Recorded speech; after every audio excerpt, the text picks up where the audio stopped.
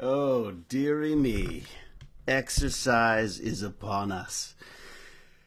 Okay, how do I get rid of this image? I do this. I do this. Oh, see? I wasn't kidding. I look awful. Burn and learn! Ah! Oh my god, I haven't done this for so long. I also haven't danced at the beginning of my stream for a long time. And I look even more Muppetry than ever. Well, yeah, I just felt yesterday like, for some reason, yesterday more than ever, I guess because it's been so long since I've done like a live stream, I just felt bad because I couldn't, I missed there was this fabulous raid from our wonderful German Stargate nerds and people asking wonderful questions but I'm with Genius, I just like to focus in on my guests and I feel a bit like if I'm on chat, or if we're both on chat for that matter, it's like two teenagers talking to each other while they're on their iPhones or something. Not an iPhone actually, on a Google phone. That was a big change this year. Oh my God. So I've shed the yoke of Apple and instead cast myself in the chains of Google instead. I've got a Google Pixel, which I'm really, really enjoying, except for the fact that I can't communicate with anyone on Apple anymore. God knows what I'm missing. Anyways, I wanted to, just say hello, do an update, and actually get to say hello to some people. So, Desert Twitch chat. Yes, Raging Pixel, it's true. Kelcat, good morning. How the hell are you? Talking about super geniuses. You had some great questions yesterday, by the way. Thank you so much for that. Raging Pixel. I am a stranger. It's true. It's been a long, long time. I don't know what it is. I've been using this Concept 2, the erg, as they call it. It's just a rowing machine, I guess. And for some reason, I guess because it's in a dark and gloomy basement, I've literally got it. My son hates me for it, but I've sort of put it away in the furnace room, basically. So just to get it out of the way so that we can row and not it be in the way of people. And also it's right next to my niece's apartment in the basement now, right? They've got my nerd lab is now a university student squat or whatever you call it.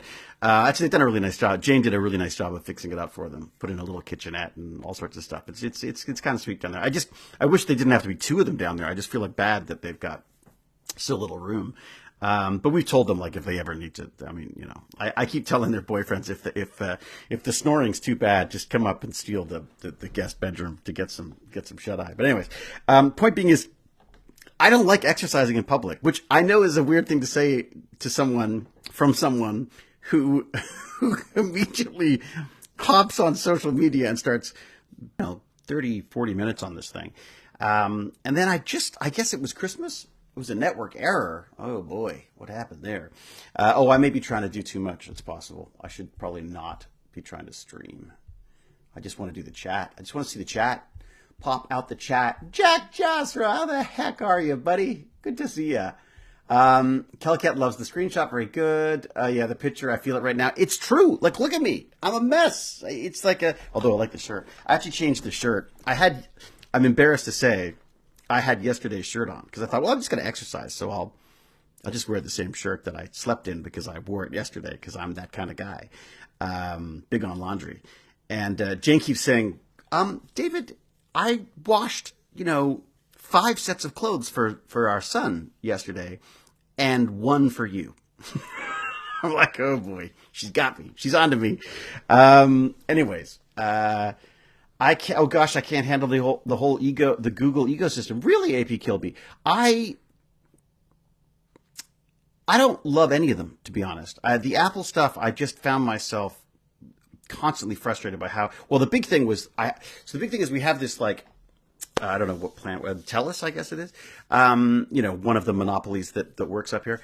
And they have a 2-year sort of schedule for their contracts. And so my contract was up and I thought, I'll just keep the phone. I'll just keep the Apple. Cause I quite the 14, I had the 14 Pro. It's got a great camera. It did its job well. I thought I'd just keep it. And they're like, yeah, okay, great. Sure. That's $650. I was like, what? Like, I'm not paying $650 for a 2-year-old phone. That's insane. And they said, oh, well, you should upgrade, you should upgrade, do the, renewal thing. And I looked into it and I was like, well, I could get like the bottom of the line Apple phone. And I was like, well, that's going to be like a step down. Like, it's going to feel like it's going to feel like I've lost out. And then the Google Pixel had these like amazing deals. Like, instead of $72 a month or whatever it was for the Apple, not XL, the Pro, their 16 Pro or whatever it is. I went with this Google Pixel, which was like, it's like $20 a month or something. And I gotta say, I forgot how much I like the Android operating system. And I kind of blame, Zelenka for that. I kind of blame, David Nickel, because David Nickel was showing off his little Google Pixel phone when we were in Czech Republic. And was just saying how much he really liked it. And I was like, yeah, whatever, nerd. But the reality is there's something really nice about a very clean, simple Android operating system when you're used to, the foibles of the Apple ecosphere. The reality is, honestly, if I had my way, if Stargate was going again, I'd have the biggest, freaking most expensive Apple iPhone there is. But I just can't justify that now. So I've been very pleasantly surprised with the Google Pixel. So we'll see. The Samsungs are beautiful. The Samsungs are beautiful too. But again, if I was going to get a Samsung, I wanted, I can't get the bottom of the line Samsung. I want this. I basically got the top of the line Pixel, which I know is not entirely comparable, but I got the top of the line Pixel phone, Pixel 9, for $20 instead of, over 70 for iPhones or the, what is it? The Galaxy. If I was going to get go for the Galaxy, I would have gone for the S20, whatever the hell it is. I would have gone for the Note one because I really like the idea of having the pen to do drawing. I just love the idea of having like a tablet you could use. Since my son stole my other tablet, he's got my really nice iPad Pro from like a few years ago. Oh man, that thing is beautiful. It's got this little pencil that you can draw, and it's like drawing on paper. But as he pointed out, he uses it for learning. I just use it for doodling. So, it makes more sense for him to have it right now. Anyways, as soon as that kid gets to college, I'm stealing back all my tech for sure. All right, what do we got? Let's see. Looks like there's more than coffee in that mug. Oh, I wish. No. Well, actually, you know what? You're kind of right, Spiller 101. And welcome, by the way, first time chatter. There is something else in that coffee. I wonder if you can guess, as a Canadian, what it might be. Any guesses? Anyone got any guesses? Just out of curiosity. Spiller's asking, so, what do you got? Acid Junkie, thank you for subscribing. That's very kind of you. I forgot about all these subscription things. What do we got? So what's in the cup? Learning. That's pretty good. That's good, Martin. Very good. What else we got? There's probably a bit of a delay. I know there's a bit of a buffer on this thing, thanks to the wonderfully fast internet that I've got. Brian Moon's got it. Bingo. Brian Moon for the win. Maple syrup, yeah. Rob D too. I put a little maple syrup in it because we've got this lactose-free milk, which for some reason, I don't think I've got a lactose problem, but for some reason it's just easier on my tummy, I find. Won't go into details. But, and it's got a slightly weird taste to it. So I put a little tiny bit, sometimes an awful lot, of maple syrup in it. It's like having a coffee milkshake. It's amazing. But no, not Irish booze. I wish, Tina. I'm off the stuff. I'm back off it again. All this news about it being little cups of cancer and stuff. I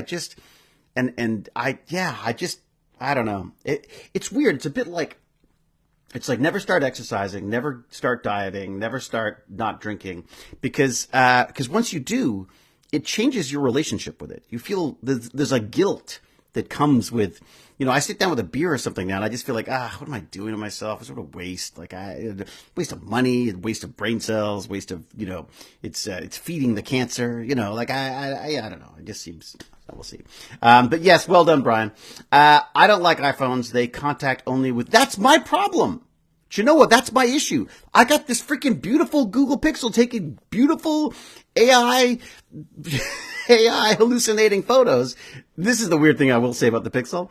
It takes really good photos, but I'm always thinking like, is it making shit up? Like, 'cause I know that it enhances. You see the first image that it gets, and the first image is like, you're like, oh my God, I've made a terrible mistake. I've got to go back to iPhone.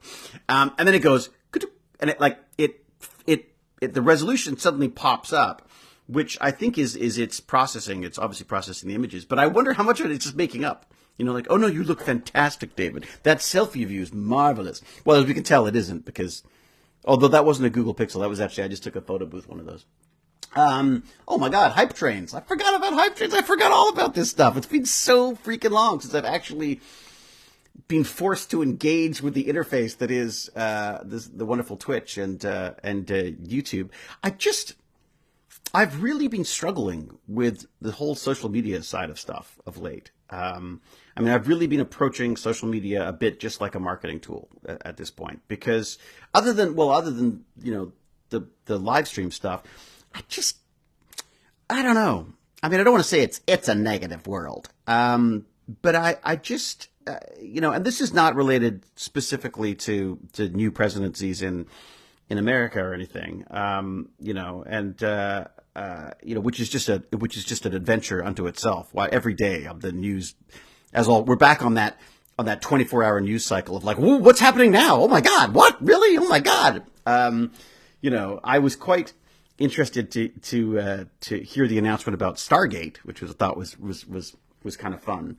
That Stargate is this multi-billion-dollar promise that they've made to invest in American AI. Basically, it's like, you know, it's to try to set them up as the captains of AI industry. So I'm fascinated to hear about that. In fact, I'm really hoping to snag Lawrence Moroney, who previously from Google, now somewhere else. I don't know whether that's been announced or not yet. But amazing guy, been doing this machine learning AI stuff for decades, and is really is just like he's the wizard. He's the wizard on this stuff. So I'd love to get him on, and I'm a Genius, and find out what exactly this means, because you know, as I think it was him who actually said, like, you know, there's press releases, and then there's we'll see how is it going to be implemented. That's the real. That's where the real interesting stuff starts happening. Anyways, but yeah, I just thought it was kind of cute that that Stargate was the name of the program. Not terribly original. I mean, it's probably Musk who named it, right? It's probably he and McKay. He is the McKay of naming things badly, I'd have to say. Everything's either Doge or X or whatever the hell it is. Or, anyways, all right. Haven't had my Timmies yet. Boy, Kelcat, get the hell on that. Geez, David, are you okay? The screenshot hasn't captured the most flattering of images. What are you saying, Mandy? What are you saying? You're saying I don't... That's my handsome, slightly glowing post-exercise look in my Canardian t-shirt. You like that? It's my Stargate Canardian t-shirt. There you go. Which you can all go and buy and support my maple syrup habits. So what else we got in here? I am okay. Yes, thank you. I'm horribly unfit, but yeah, definitely. Good morning, Xenos. How are you? Undoer. Undoer. Mandy gave you a sub. Oh, fantastic. Well, thank you, Mandy, then too. The hair. What? The hair's fantastic. I mean, it's not there, but it's up. I love how real he is. This is authenticity. You want authenticity? Come here. You can practically smell me. Okay. David, greetings. Raging Pixel, Dysa, Twitch chat, East, Jest. I have to spit while I say that, it seems. I don't know what that means, but welcome. So good to have a Burn Alert back. I missed you. Oh, thanks, Mandy. Yeah, it's, as I say, it's just been really weird. I was doing the elliptical stuff downstairs. Not the elliptical, what's it called? The rowing thing downstairs. I really needed a change. Like, I just couldn't. Also, the elliptical in -30 outside of the garage is just not a good look for me. It's remember the end of The Shining? Yeah, that's kind of what it's like trying to exercise out in the garage right now. So I wanted something else that I could do, and that was a whole full body thing, because I just worry that, like, Jane's got this little bicycle thing, but I'm always thinking, like, oh great, so all I got is just legs. What do your arms do? And, you know, my little arms, you know, I look like a little T-Rex at the end of it. So I just wanted something that was like a full body, and I thought I read up all about these rowing machines, and a couple of my friends had said that they swear by their rowing machines. So I picked this thing up, as Baz says, another ADHD purchase. And I've been pretty good with it. Actually, Baz likes it too. Baz has been using it too. So, you know, we'll see. I haven't got Jane on it yet, but it's a good workout. As I say, it's I don't come off it and go, oh my God, I've got to do a burn and learn like I do the elliptical, because partially just because of the setting. Like I can't really just grab my phone and do it down there. I'd feel like I'm infringing on the niece's space there. So and as I said, I've just been feeling a little antisocial of late. I'm trying to figure out. I'm having, as my son says, it's my old age crisis, not a midlife crisis, my old age crisis, where I'm just trying to figure stuff out. I mean, the industry's in a weird place right now. Really excited that it was a project that I worked on last year, which is coming back, and apparently they've got lots of fun things for me to do on that, which is great. So there's a little bit of work, but the industry as a whole, it's not. Like I say, it's a lovely hobby right now. Like there's unless you're working all the time, it's very difficult to earn like a good, a living to keep me in the manner to which I would like to be accustomed. So I've been really enjoying researching sort of side hustles and things that I could be doing, and would love. If people have suggestions, please let me know. I mean, I'm a big fan of the business brainstorming stuff. I've always loved that. I've always wanted to run a business, literally for the sake of running a business, if that makes sense. And I feel like maybe now is a good time to be sort of well, actually, a good time to be doing it would have been about 5 years ago when I had the money to actually support myself while I was doing it. But I was a little late to the party on these things. So anyway, I've been looking into that stuff and watching lots of podcasts and learning all sorts of stuff. I should say this. I should just shout out Elizabeth with a Z recommended my Burn and Learn stuff for today. Actually, she sent me a podcast that she recommended, which is, I will warn you, it's pretty left. I mean, they're not fans of technology, the big corporations. It's definitely trying to be left of Joe Rogan and stuff like that. I'm in a weird, I'm so bizarre in my politics now, in that there's things I like now and hate about both sides of the political debate right now. So I don't want to say this is the be all and end all for podcast stuff. But what I was listening to, I don't know, because I seem to have lost it in my fumbling around. Here you go. It's System Crash, it's called. A podcast called System Crash. It's actually on YouTube. That's what I was listening to it on. And it's interesting. I mean, it's definitely a very, a very anti-big tech podcast, but raises some really good points. Obviously, very smart people talking about it. It was just it was a fun backdrop to the misery that is exercise. And I managed to do 37 minutes. I finished off the one episode that I was listening to and started another one. So thank you, Elizabeth, for that. It was a great recommendation. And yes, I was listening to that today. That was the learn part of my Burn and Learn. The other stuff I've been listening to or watching while I row, which I got to say, it's not particularly conducive, obviously, for learning things, because you're going like this the whole time. So I found the specifics of what people are doing on screens and stuff a little difficult, but I am doing an Unreal Engine course, which I'm absolutely loving, but it is hard work. They want like a 15-page pitch for a video game that I'm never going to make. They just want me to, they just have to do. But that said, as I said to my amazing wife, Jane, who's swimming right now, she should be doing Burn and Learn. She does more exercise than I ever do. Was that it's just such a wonderful creative thing to do. I am forced to sit down with a very clear focus on what I need to do and work on this stuff. And I've come up with this. My son will shudder when I say this, but I'm obsessed with this liminal space thing that he says is so yesterday morning. But the idea of a horror game seemed really fun to me. So and he had to come up with a bunch of different ones. And the pitches I came up with one of them was for Mad Mouse Furry Road, which I'm obsessed with still. I've been playing with that with the AI stuff. I've been playing with the Unreal stuff as well. Another one was another one was an escape room based, like an escape puzzle game type thing.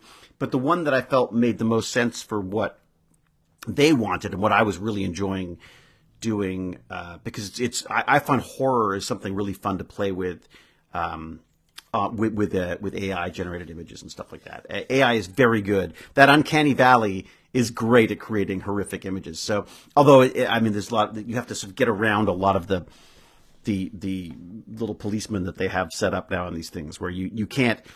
If you try to make something photoreal, if something horror that is photoreal, they worry that you're trying to do misinformation, so they won't let you do it. So you have to actually say, design me a horror character. And again, this isn't cheating. This is I've got characters. I don't have the skills or the money or the resources to build these things, but I can describe what I want. I get a nice sense of these horrific images that I have in my head for the game. And then I write the little descriptions, and it's really, really fun. And I've been experimenting with, there's a new program called Meshy AI, which allows you to either do text to image prompts, and then it creates a 3D mesh. So actually a model that you could then bring into a Blender or an Unreal Engine or whatever. Or you can bring in an actual image, and it'll help to sort of create a 3D model of that. The tools that are available are extraordinary. I will say this though. I think we've got to be careful with the AI creative stuff, because I feel like, once again, the tech bros are enamored with the tools, not the story. And we need the story. I'm seeing a lot of these beautiful looking AI movies, they call them. They're not movies. They're in fact, they're closer to trailers, and they're not even trailers, because it's basically like, look what I could edit together. It feels like the tech fascination with this stuff is being led by the nose, by AI, because it goes like, well, I'm good at these images. So you're like, oh, I'm going to do a movie that's good for these images. Well, all of the images it's just Marvel stuff, right? It's all like a city on fire with only one man can save them. It's all the Marvel or DC or whatever, the big blockbuster stuff that it's trying to mimic. And what I'm fascinated with is the idea of what would happen if you made a movie and people liked it, and then you could say, oh, and we use these AI tools. Because the reality is, without the human, the AI it's a machine. It's a probability machine. It's an autocorrect. I really feel like, yes, we have to worry about our jobs and all the rest of it. But the fact of the matter is, behind all great AI is a human who knows what to ask it to do. And I think that's what's missing in a lot of the Hollywood style. We're disrupting Hollywood by creating no crews needed, no camera, no unions, no nothing. We just made this movie. And it's like, yeah, this movie is a collection of shots. It's not a movie. That is not a movie. There's a wonderful saying in the editing department of Stargate. On the wall, there was a poster, and it said, footage is not coverage. And the idea being is, you can't just hose it down. You need to choose what you're like. I mean, again, the tool, if you just have a robot camera that randomly just pops onto everyone who's talking, you have a horrible viewing experience. You need someone to make these decisions and to use the tools, not become enamored with the tools. Again, this comes back to the desktop publishing stuff, where people were like, oh my God, everyone can write a novel now. We're going to be flooded with novels because everyone can write a novel. It's so easy. My homework was sent back by my teacher because I had cheated and I had written it on the computer. That was what I was told. And I had to write it by hand. I feel like that's where we're at right now with these tools. The tools are not the problem. The problem is how we use them. And I think if we forget how important the story part of this stuff is, and also the connection, I want a person behind this stuff. I want to go is that why you did this? I love the tools. I'm a tech optimist. I'm always like, ooh, what's next? What's next? Shiny objects. Squirrel. So I love that stuff, but I'm just seeing it being squandered on these, and I've done it myself, absolutely done it myself, but what I've been trying to do recently is go okay, well, what are these tools good for? How can I incorporate them into my creative process. I was talking to Lance about this the other day as well, where like Lance has the ability to build and create things now that he wouldn't have been able to do before because he can't move, right? And I think this, this really does open up some amazing possibilities for some amazing stories to be told. But I don't want the AI telling the story because there's no connection there. I mean, look at why are you here? Why are you here watching a sweaty old man who used to be on TV talking about how horrible it was to exercise for 37 minutes, 37. Because it's a community thing. We're humans. We want to connect. We want to talk. You know what I mean? Well, I want to talk, obviously. You can't shut me up, can you? All right. What else is on there? I missed your solo streams. How you been doing? Freckled Dawn. Very good. I'm glad. What's good? David, you still look amazing. Oh, PR celebrity. You stop it. Oh. I wish I've got, I feel like I've let my body down. I really do. Over Christmas and I don't know, I just came into January. I usually at the beginning of the year, I have this like, okay, 2025, what are we doing now? And for some reason this year I was just like, I just want to sleep. I guess that's depression, like whatever the hell it is. But it's yeah, it was like, it was a slow start. No, depression is the wrong word. Just maybe self-reflection. I feel like I still don't know what I want to be when I grow up. You know what I mean? Acting has been the only thing I've wanted to do since I was like, I don't know, 9 or 10, something like that, whenever Doctor Who was available in Canada. It's all I've wanted to do.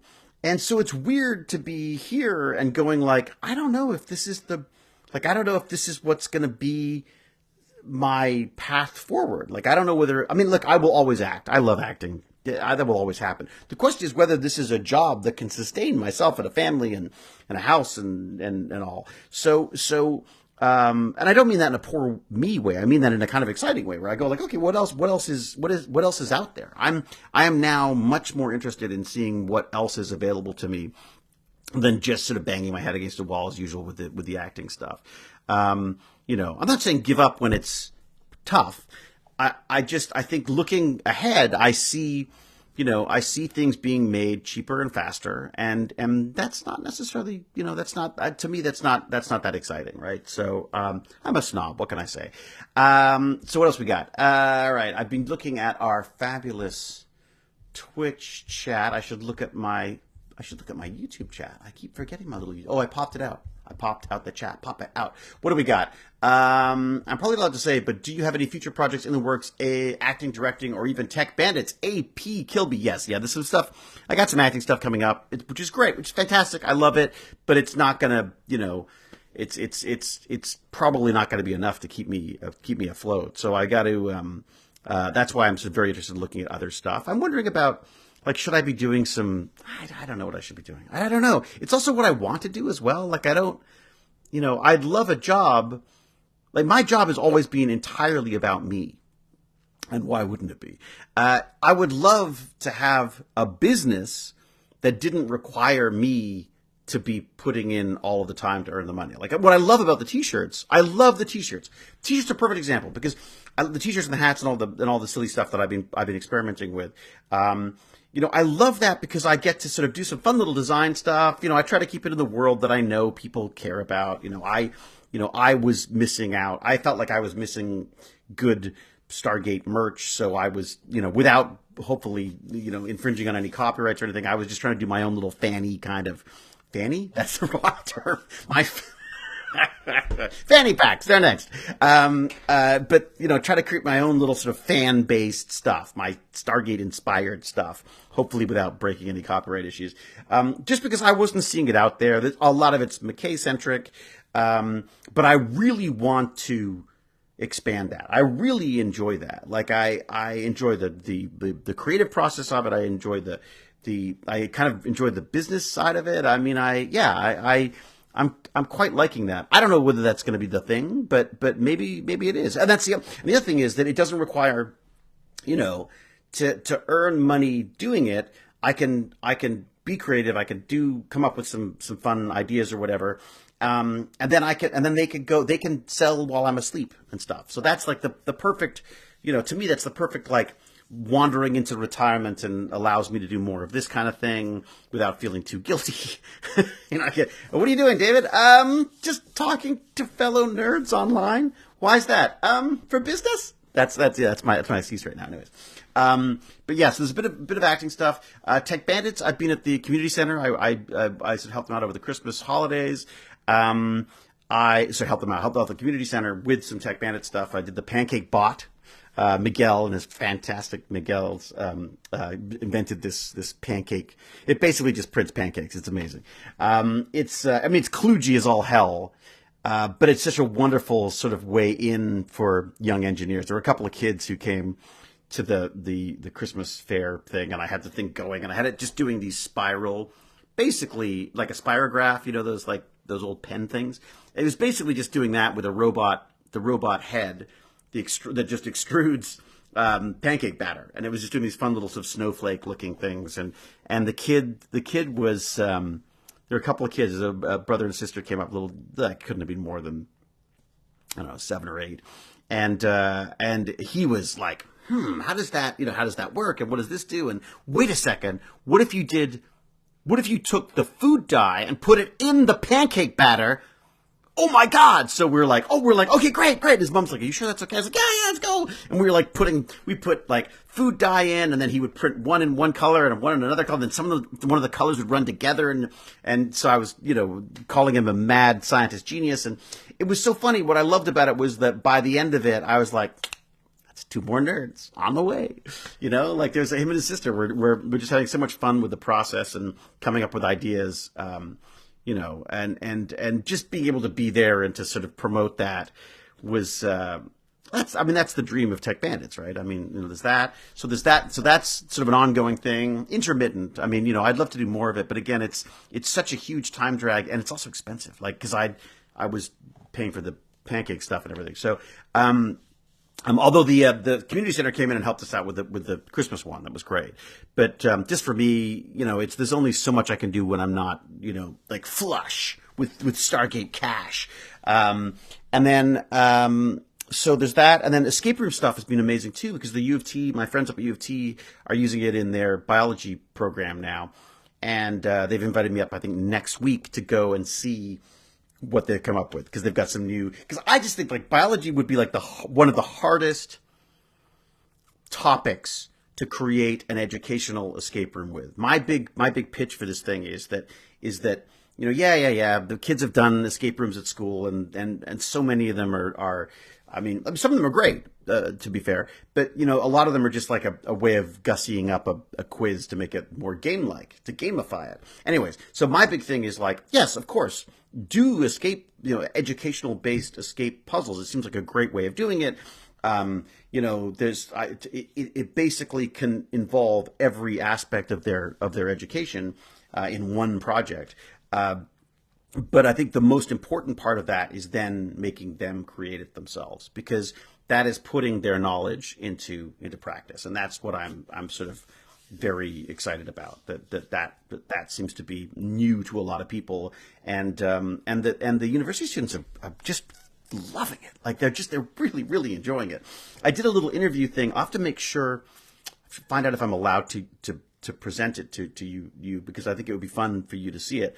But this is just these young women who took part in the program, and I just asked them about it, and I filmed them. So just they needed some footage for their for some funding applications and stuff that they were doing, and or that the program was doing, and it was so lovely to hear them say things. I didn't I literally just went, okay, let's go. They're all like, oh, what are we doing here? And but they were saying the stuff that I wanted from this thing. They were finding it educational. They were finding it inspiring. They were like, oh, I wish we did more of, the one I loved was someone was like, oh my gosh, I wish we just did this with all of our classes, because I think it could be applied to so many different things. And I was like, yes, that's what I want, So a lot of my sort of passion and energy is being focused on that kind of fun educational thing. And then, of course, on the I'm a Genius podcast, I'm loving, and I have to thank Agne Agne's really run with it. Agne is this wonderful friend of mine based in Europe, and she's just been wonderful about putting me in touch with her European Space Agency friends, or ESA friends, and we're sort of now branching out to other people as well. And it's just a chance for me to talk to people just doing some genius stuff, like just amazing. I mean, and it's one of the things, one of the big, I think, some treasures and gifts that Stargate has given me is that by playing a genius on television, I have been given access to all these wonderful real world geniuses who are actually changing the world and stuff instead of just pretending to save it. And it's just been, I've just had such a kick doing it. This week I went to a company called Xanadu in Toronto. I didn't realize it was based here until I was talking to one of their remote workers who was based out of Germany, I believe. And it's called Xanadu, and it's a quantum computing company. And I should get the name of the person who showed me around because it was just amazing. Can I do this without screwing everything up? Probably not, but let's try.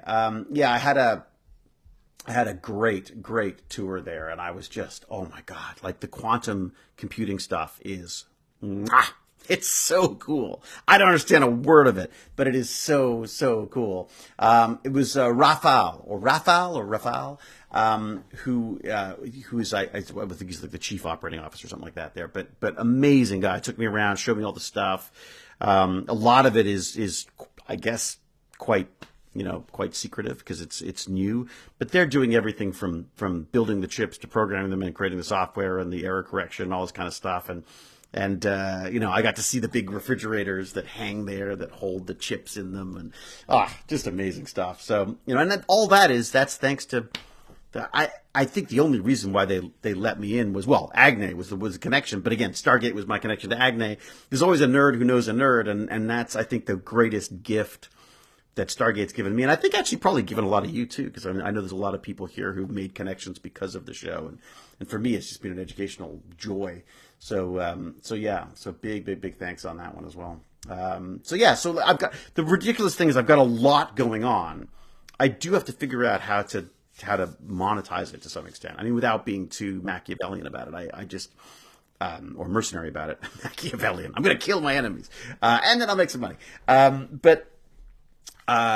It's just trying to figure out what is the right way to do that, and because I honestly in a real world, like if Stargate never ended, frankly, I'd be happy to fund this myself because I just absolutely love it. It's like this is like a holiday for me, this stuff. But unfortunately, the world being what it is and the way it is, you have to, you also have to earn a living too. So I got to figure that stuff out. That's, it's just stuff I'm working on. So, Magic the Gathering, Jake sucks. That's the name. I don't know why that one leapt to the frame, but Magic the Gathering, I'm really torn on Magic the Gathering because I've got to be honest, I don't love what Hasbro's been doing with it. It's become very expensive. It's become very sort of monetized or hyper monetized. What I have been doing, I'm embarrassed to say this, but I don't know if you can see behind me, Pokemon cards. I'm so enamored with Pokemon cards. We have a whole ton of Pokemon cards, which I'm trying to figure out. I think talking about side hustles, I was literally looking into, could I start like a Whatnot page or whatever they're called, or Whatnot channel, and sell Pokemon cards? Because that would be a dream. I looked at a job application for a company here that sells trading cards, and they're looking for a back room guy or person who would manage the sorting cards and pricing cards and like checking out card conditions and all that kind of, helping with some grading and stuff. And I was like, oh my God. And my wife and my son had to go, David, it's a minimum wage job and it's full time. Like you can't, you can't not act and do, like, what are you gonna, like, how is that gonna work? And I know it's completely impractical, but I was like, oh my God, that would be so much fun. So I started going like, well, could I start a trading card collectors? Like, could I become like a distributor or something? So anyways, so I started looking into that and it's so funny because I'm on YouTube watching like 16-year-old kids give me advice on how to start a business, but it's fun. Anyway, so yeah, I've sort of been, I've been a little off the Magic the Gathering cards because I do feel a little betrayed by how expensive they've become. And the online game, while I love the idea of the online game, but again it's become such a money grab. I don't know. It just I suppose everyone's got to earn a buck, but it just feels a bit. I don't know. It just feels a little over the top right now. I mean, they're talking about like some of the Magic the Gathering card boxes are like hundreds of dollars now. Like I'm like, what? What happened to the 15 cents a pack? Now I sound like an old man. But yeah, so I'm definitely interested in that. You should consider playing some of the sort of tabletop role playing game that isn't Hasbro based. Yeah. I mean, look. It's funny. My son and I have always talked about wanting to do our own kind of Magic the Gathering type of game, and we wanted to do aliens and astronauts. We called it, I think it was, and we had a whole bunch of ideas from that. Stormy England, ooh, soon to be stormy. Oh, I see Nixie. Well, keep safe, Nixie, and hello, by the way. Please, are you coming to any shows this year? FedCon in Germany or Ascension in UK? It'd be great seeing you again. Let them know, Sam. I haven't. I've not heard anything from anyone this year. I just assumed there was either not a demand or whatever, but yeah, FedCon, man, I was supposed to do FedCon and COVID hit, and then there were other attempts to get a FedCon of sorts, and I was like, it just didn't feel right, and I'm glad I didn't because it was in the middle of a pandemic, but yeah, so I'd love to get back to FedCon. I loved FedCon. I've only done it once, and I absolutely loved it. I'll tell you, let's go to Prague too. God, I love Prague. That was just what a great. Quest is a VR Dungeons and Dragons type game. Yeah, but Brian, I can't do VR. I just get motion sickness. I wish I could. There is your business. Open packs of Pokemon cards on video, maybe even rip and ship, and then send them off to be graded, then sell the graded cards for profit. Rob D, done. How the hell do I do that? I mean, that would be fun. I just feel like, isn't that something anyone could do? Like, I guess part of it is like, how do you, and again, sorry, I'm totally just diving into the business brainstorming thing, but so excuse me for this, but, I wondered about that. Do you do, what do they call rip and ship? I love that. Where you would open the cards and then I guess you ship off the good ones, or I don't even know exactly how that works. I mean, it's exciting to me for sure. I love that idea, except that, I guess I can't collect the cards, can I? Because can you? How does that work? Sell them. Okay, so what would you do? So you open packs of Pokemon on video. I love the idea of doing that. I think Baz and I did a couple of those back in the day when he was young and not going to university. I'm going to be an empty nester soon. It's freaking terrifying. So you open packs, maybe even rip and ship. I don't understand the rip and ship. So you open them online and then you ship them to people? So you get, they buy do they buy a pack of, so they buy a pack of cards, I open them online, and then send them off to them. That's how that works? So they pay a premium for the pack, or how does that work? Or they just buy a pack and you make whatever you make? But you have to be a distributor, though, don't you? I mean, in order to get, especially now when the cards are just ridiculously, oh my God, the speculative nature of the Pokemon cards is insane. Baz has cards that are worth like hundreds of dollars now. His friend had a card. Again, they're not like serious collectors. They just happen to pull a random card. It's worth like $1,000. Seriously, he's got like some kind of I don't know what card it was, but it was like but Baz is like, what? You gotta sell that? Are you nuts? And the guy's like, I like it. I'm gonna keep it.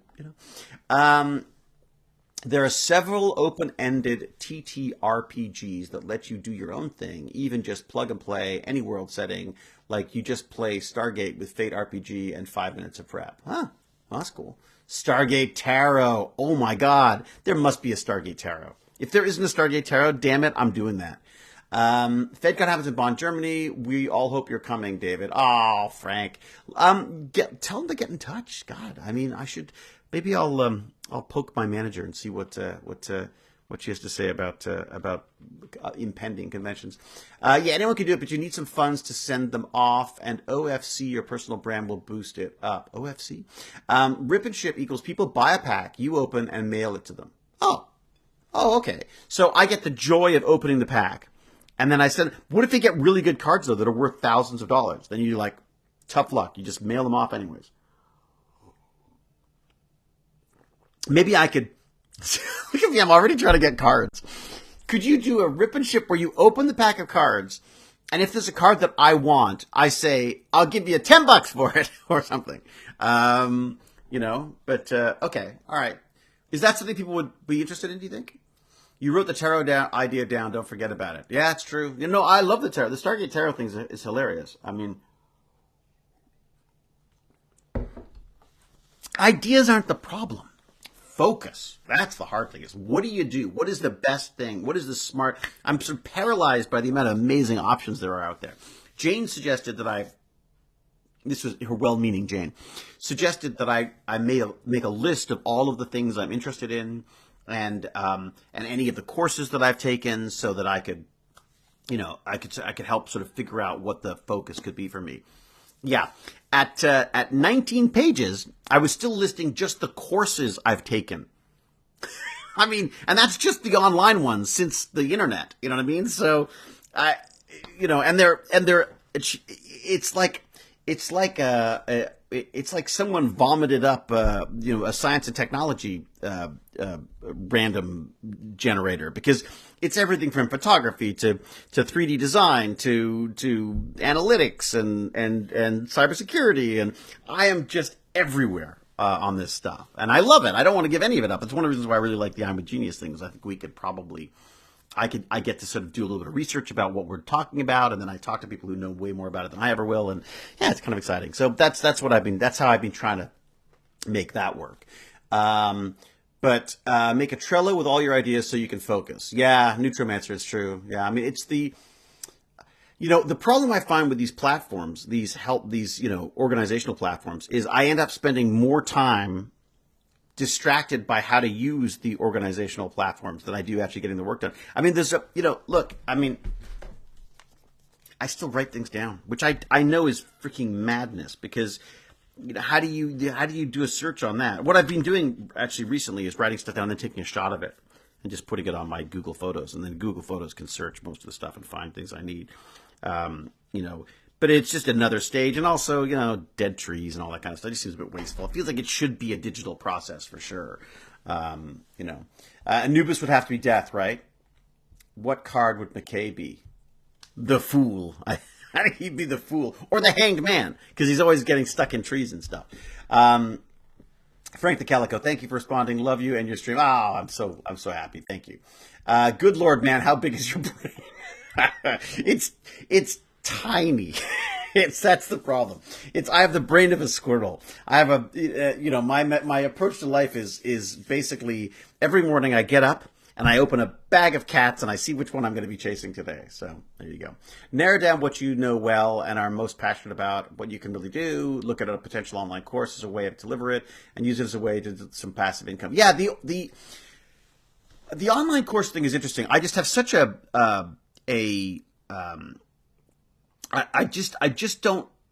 I don't know what I would be an expert in. I mean, that sounds like I feel like I know. I don't feel like too much of an idiot. I mean, I am an idiot about everything, but I enjoy that. I embrace my lack of knowledge and stuff, because I'm sort of innately curious. I think I love the lifelong learning stuff. Teaching, I wonder about, because I hated school. Rachel's doing acting classes, which I think is freaking brilliant. I mean, that's exactly, and I wish I could do that, but I can't, because I never took acting classes. I don't know how the process works. I didn't embrace it myself. It's not how I became an actor. I don't feel like it doesn't feel right to me to then create a course for actors that they should take, even though I didn't, I mean, I wondered about having something specific, like, could you do a course on AI and film, perhaps, or digital, the tools you can use with or how to make films, or that kind of stuff. But even then, there's just a lot of content out there. I don't know how you and also masterclass. Go to masterclass and you can learn this from the best people who do it. So the course thing, I totally see what you mean, the passive income thing, and a lot of my sort of business porn, as I call it, my business podcasts that I listen to, a lot of them go on about the idea of courses and things, and it's a great idea. the hardest thing for me is to figure out where is my, as I've been an actor for so long. And the worst thing you can say to an actor is be yourself, because who am I? Like, I don't know. I'm whoever you need me to be. Who do you want me to be? I'm like AI. I'm just eager to please. It's like I'm a people pleaser. I just want to, I've always been pretty good at the acting side of stuff, and but always had an absolute fascination in the science and technology side of stuff. And unfortunately, because of the way our educational system works, they're split and removed from each other, right? So you become either an artist or a scientist. That's it. And that's where you sort of get steered. I think that's changing now for sure. But I would love to see more of that. I love blending those two together somehow. Like, how do you make the most out of being an actor and being a part of the wonderful Stargate, universe? Not just Stargate universe. I mean, Stargate as a universe. What's the best way to use the skills I have and the connections I have, and along with the interests that I have? What's the best approach? And I suppose part of it is just picking one, I suppose. So, anyways, you can 3D print cosplay stuff and talk about it, show the process in videos that attend conventions with family, get win-win money and family fun. That's good too. I mean, that's very, one of the people who I look up to a lot is Adam Savage, like what he's doing. Here, part of the problem though is I suck at building stuff. I'm very good at breaking things. I'm not so good at building them. I can follow instructions. I can build things. I mean, that's one of the joys of hyperfocus is that, building 3D printers and stuff I can do. And electronics and this sort of thing. I love that kind of stuff. But, the cosplay stuff out there is extraordinary. It's absolutely amazing, and acting is nice. I love the acting. Look, honestly, I mean, given a choice, acting is always, like I say, I don't think I'm ever going to give up acting. I mean, I always joke about retiring, but the reality is, I've always loved acting. I've always hated being an actor. If that makes sense. You don't have to split them up. Elizabeth is Elizabeth, this is the Elizabeth that recommended my the podcast I just listened to for like 40 minutes, which I'm going to remind us again of System Crash. Go check it out, System Crash. Thank you for that, Elizabeth. It was great. It's really, it wasn't just great. I've literally started from the beginning and started working through, because there's only 8 or 9 of them right now. So I actually started at the beginning of the podcast, and it's kind of fun to listen to them finding their voice and literally in some cases, finding their voice and figuring out how they're going to do this podcast. And it's a really fun one. Astro, thank you very much. David Sams, what about your roof? The roof is fine. I fixed the roof. I fixed the garage roof. I would do roofing. I enjoyed the roofing process, I've got to say. I did a final pass with the goop, with the wonderful sealant stuff, and then I slapped down my peel and stick asphalt cover, and fingers crossed. I mean, there's no water anywhere here right now because it's all frozen solid. But the winter's been fine in there. The next thing I need to do is freaking insulate it. I tell you, that would be if I could figure out a business and then base it in the garage, and then as a business expense, I will soundproof and all that stuff. Because that's the other thing, is we've got some construction that's just starting down the end of the street, so it's been hard to know.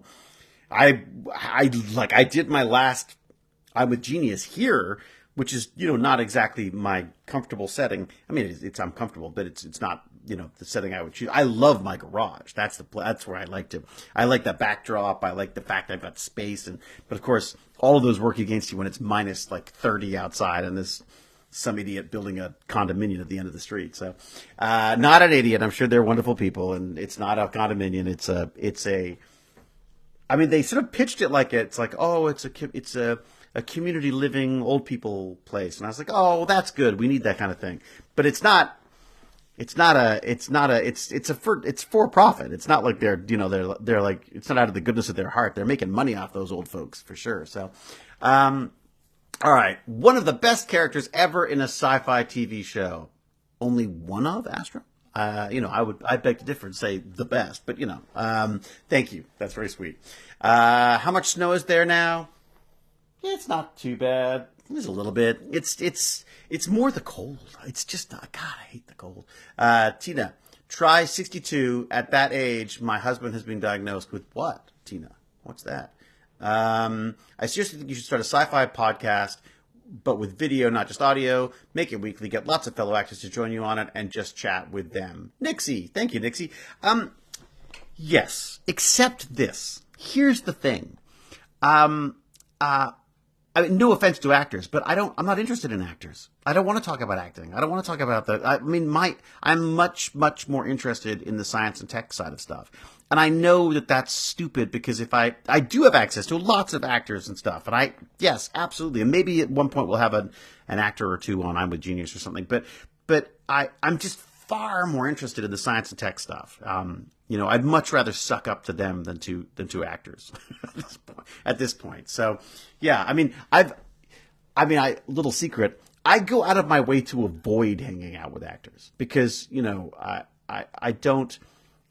feel like, that said, I'm always pleasantly surprised how much I like actors when I actually do hang out with them. But the idea of being an actor and having actor friends, it just feels like I'm already living in this little bespoke reality. I don't want to build even more of it around the horrors of being an actor. Again, love acting, hate being an actor. Anyways, okay, I'm so McKay. It's so true. ADHD, David just got diagnosed at 27. ADHD. Yeah, I got the diagnosis as well. I don't know. I go back and forth on the ADHD thing, because I worry that it's a bit like saying I think it's a bit of a blanket statement right now. I think there's so many different, it's such a spectrum. I'm fascinated with this idea that mental health is just a spectrum, that we all have depression. It's just, where's that spike? How big is the spike of the depression? Some people they can't get out of bed. Other people it's like, feel a little low. Same thing for distraction. Same thing for, the ADHD, same for hyperfocus. Everyone has these little levers and these little levels, like a little EQ of all the different parts of their personality. And I worry that we're just slamming them all into, you're distracted and you can't get anything done, and you're ADHD. There's also a lot of self-diagnosis, which worries me a lot. There's a lot of people going like, that's what I'm. But anyway, so I, not to dismiss that as a diagnosis. I think it's good to know. I have found, having been diagnosed myself, that the more I read about it, the more I worry about it feels like a generalization. It doesn't feel like a real diagnosis, if that makes sense. I mean, it's good to know.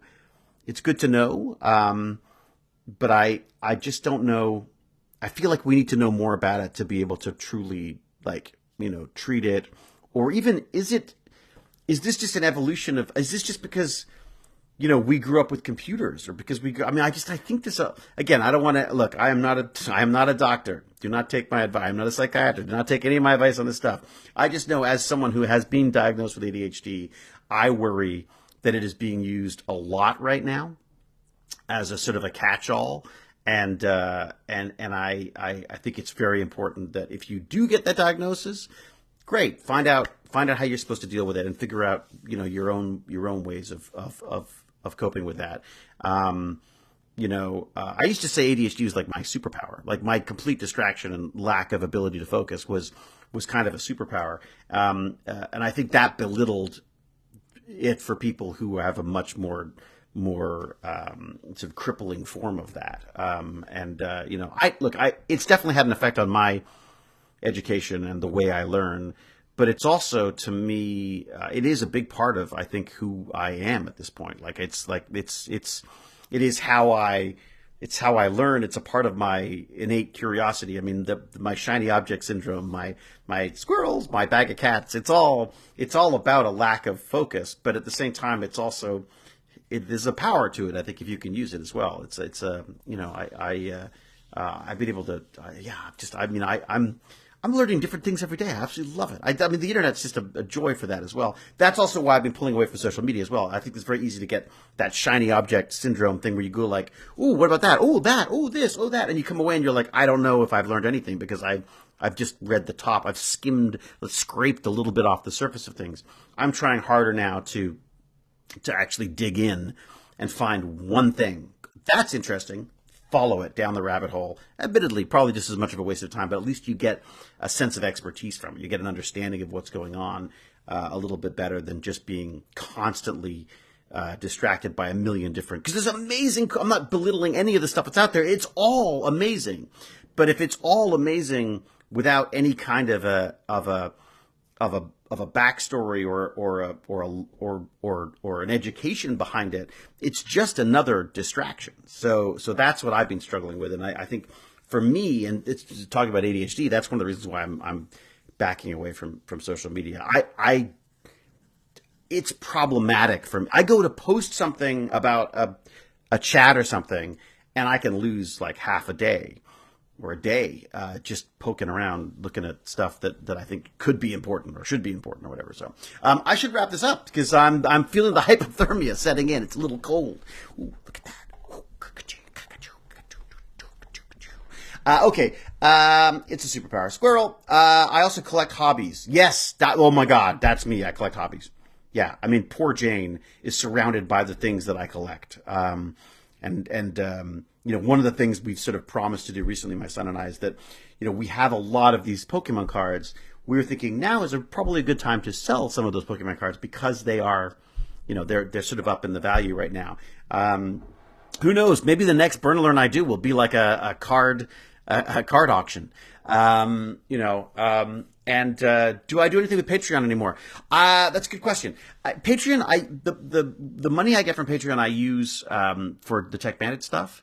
I bought like a bunch of escape room puzzles and stuff for the kids at the community center, and pancake batter and that kind of stuff. So I've been using it for that and to keep the website going and just that kind of stuff. But it's something I want to revisit because I feel like I want there to be more value there than just people helping out. So I want to figure out something with that. I wondered about maybe changing the newsletter to a Patreon only thing or something so that I don't want people to feel like they're just throwing money at me. I want them to feel like they get something out of it. So it's very helpful, but I feel a bit weird about it, the Patreon stuff. I feel like I need to somehow there needs to be more value there for the people who are kind enough to help with that. I look at it almost in a bit like I guess it is. They're like sponsors in a way. Like I feel, but at the same time, I feel like I want to give more back to those sponsors. There was I did a bunch of little voicemails for people who were Patreons. Like I did when I was on Stargate. The MGM did this thing where you had a McKay voicemail basically. So I did some voicemails for people on that.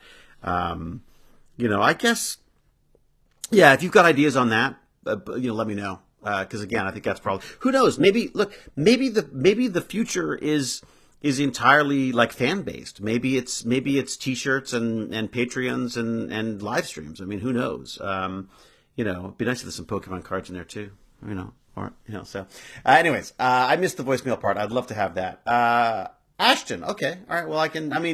I could do another call for names and try to record a few more of those. That's definitely possible. Patreon is either a way to get streaming money if you stream for a living, or to put out tons of content like graphic art, etc. Yeah, that's interesting. So I could actually, that's not a bad idea. What if I do this? What if I make the t-shirt art available for free for a certain level of patrons? So they can basically put it on their own t-shirt or put it on their own stuff, whatever they want to do with it. Maybe that's the way to go. So have like a digital product, because this is something that I've been thinking about doing for the people in Australia and New Zealand and such anyways, because I work, I don't know what that's doing. I don't know why it's doing that, but, uh, you know, because the cost of shipping is ridiculous for them. So their t-shirts cost like a freaking fortune. They just, I mean, it's just such a, it's a, like, it doesn't seem, yeah, it doesn't seem fair to me. So I thought maybe I could sell, sell the digital, like the digital images, and then they can have them printed wherever they want when they get there. Maybe that's a better approach for that. And then make the images available to people on Patreon. That's a thought. See? Somebody write that down. Squirrel! Quick, open the bag of cats. Oh, there goes one. It's an Australian digital branding company. The other way is usually to get around YouTube, Twitch, bad share of ad money. Yeah, it's amazing though. It's the nickels and dimes, right? It all adds up. I mean, it does all add up. I mean, streaming. Look, I love the live stream. I do love the live streams, I gotta say. I mean, so the problem is, you want to be careful of the hamster wheel too. Like I don't want a business that's based on me just feeding the Twitch and Twitter and YouTube machines, because I feel like that can become, well, I guess it's a job, isn't it? I just defined a job. Well, maybe that's it. I mean, maybe it is a combination of like an online streaming, and it's an online streaming empire. That's what I need. There you go. Done. Problem solved. All right. Let the money roll in. I should get out of here. I hear my wife has returned from her swimming. I would like to go and yell at my son to make sure that he's studying for his final exam of this portion of his school. He's got one more semester, and then he is done high school.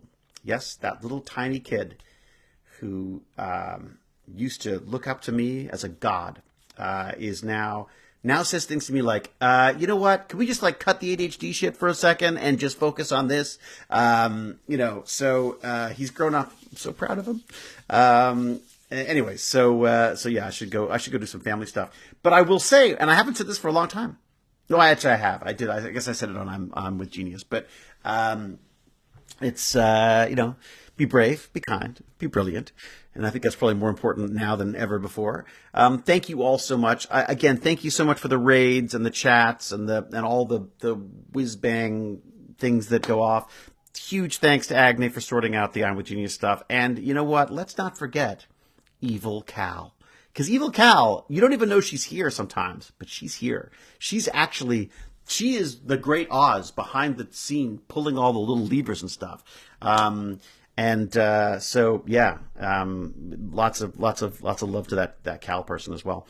Looking forward to some more of this. Hopefully 2025 will be the year of lots of communication and chatty stuff. Don't know any details, but I've been told TeePublic is good for t-shirts on demand. Oh, thanks, Nutrimancer. I've been using Printify and Spotify and Shopify. Oh my God, Shopify is amazing. I gotta say, like, I know that I think I can get, like, I should get I should definitely get an affiliate link for them because I freaking love them. It makes a shop so easy online. It's ridiculous. Like, and they're Canadian.